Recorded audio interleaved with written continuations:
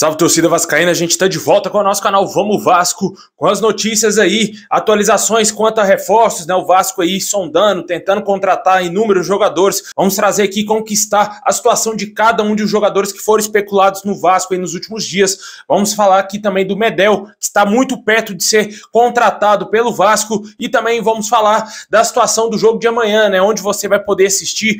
Qual será a provável escalação do Vasco para o jogo contra o Goiás? Fique até o final, o vídeo está imperdível hoje. Antes de começar, deixa o like, se inscreve no canal se você não está inscrito, ativa o sininho das notificações para você receber os vídeos postados aqui diariamente no nosso canal Vamos Vasco. Muito obrigado aí a galera que está sempre acompanhando nossos vídeos aqui todo dia.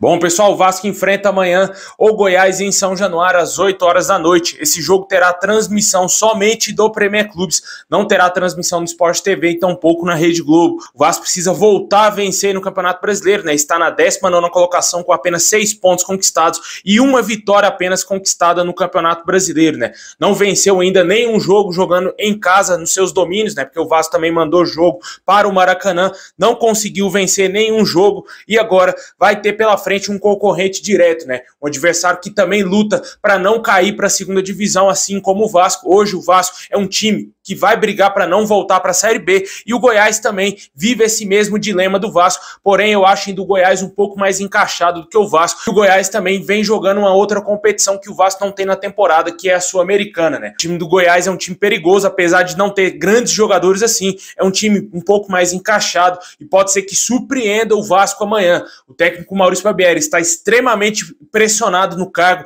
Um caso de derrota amanhã, fatalmente ele deverá ser demitido, porque não vai haver mais clima. Não tem condição o Vasco jogar em São Januário e perder para o Goiás. Se perder para o Goiás jogando em São Januário, não consigo enxergar absolutamente nada que vai manter o Maurício Barbieri no comando técnico do Vasco, cara. Sinceramente, já era para ter sido demitido há muitas rodadas atrás. O Vasco vem cometendo um erro gigantesco em manter esse treinador ainda no comando, com a desculpinha de que quando os reforços chegar, o Vasco vai ser melhor, né? Que ele vai conseguir trabalhar melhor, vai ter mais peças para trabalhar e que confia no trabalho do treinador, né? Que é um trabalho horroroso. O Vasco tem um pior início de brasileiro na sua história. É complicado você acreditar que vai dar certo o trabalho do Maurício Barbieri, mas ele segue lá e a gente tem que trazer aqui as notícias do Vasco. Vai fazer mais uma loucura na escalação do Vasco, né? O Vasco vai entrar em campo com o Léo Jardim, o Figueiredo de lateral direito, o garoto da base Lincoln, que nunca jogou no profissional do Vasco, será titular ao lado do Léo Pelé, com o Lucas Piton na lateral esquerda. O meio campo do Vasco muito possivelmente será formado por 4 volantes,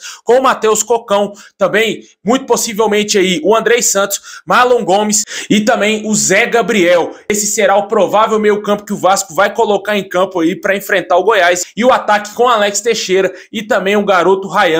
Essa será a provável escalação do Vasco, jogo em casa e o Vasco jogando como se estivesse enfrentando o Palmeiras lá no Allianz Parque, como se estivesse enfrentando o Atlético Mineiro novamente no Mineirão, que foi a única vitória do Vasco, né? O Vasco vai jogar de maneira, na minha opinião, olhando a escalação, o Vasco vai entrar covardemente em campo, cara. Olhando a escalação, você vê um time com 4 volantes, é de ficar um pouco preocupado, né? Não vejo sentido algum no Zé Gabriel ser titular na equipe. Poderia tirar o Zé Gabriel do time, colocar o Gabriel Peck aí de titular, colocar um outro atacante, o Eric Marcos, que sempre pede passagem aí no time titular do Vasco. O Alex Teixeira tá muito mal também, mas vai continuar como titular. O Pedro Raul parece que não passa confiança alguma mais ao Maurício Barbieri, que parece que não deseja utilizar mais o centroavante, né? Foi reserva no jogo contra o Internacional e muito possivelmente será reserva também nesse jogo de amanhã contra o Goiás. Deixa aí nos comentários o que você espera para essa partida de amanhã, se você confia numa boa vitória. O Vasco tem que vencer de qualquer maneira, torcer para uma combinação de resultados para conseguir sair da zona do rebaixamento.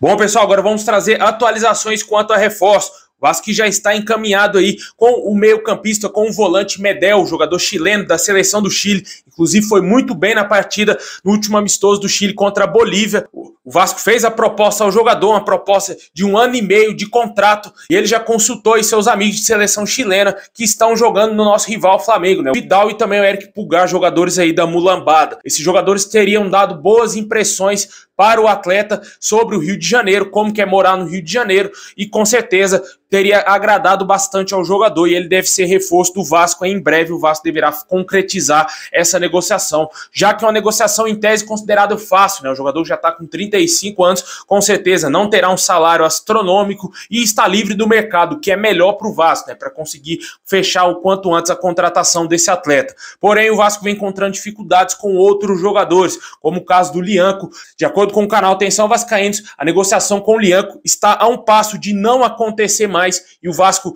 não deverá contratar esse jogador. Porém, outros jornalistas, como o Vene Casagrande, tratam como uma negociação ainda um pouco complicada, mas o Vasco deverá fazer uma nova proposta a esse atleta, ao Southampton, para ver se consegue fechar a contratação. Inclusive, o pai do jogador, que é o empresário dele, teria negado que o Southampton negou a proposta do Vasco, a primeira proposta do Vasco, por empréstimo do jogador de 1 milhão de euros. Até o momento as negociações seguem e vamos ver se vai melar ou se vai acontecer, enfim, a contratação do Lianco. O fato é que vários outros clubes estão demonstrando interesse no jogador. Aqui no Brasil, acho que só o Corinthians tem interesse e também clubes lá na Europa também têm o interesse em contratar o zagueiro. Outro jogador que também já está vivendo uma novela com o Vasco é o meio-atacante Lanzini, né? O jogador teria ficado impressionado com a torcida do Vasco aí nas suas redes sociais.